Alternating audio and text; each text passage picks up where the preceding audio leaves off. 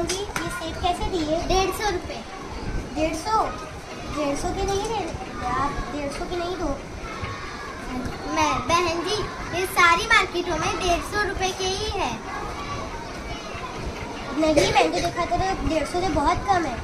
नहीं बहन जी, ये 150 रुपये के है। ये तो ताज़े भी नहीं लग रहे। नहीं, मैंने अभी बाग से चुनकर लाई हूँ। ये बासी है। नाशपाती कैसे दी? ये भी 150। ठीक है, ये नाशपाती दे दो और सेब भी दे ही दो।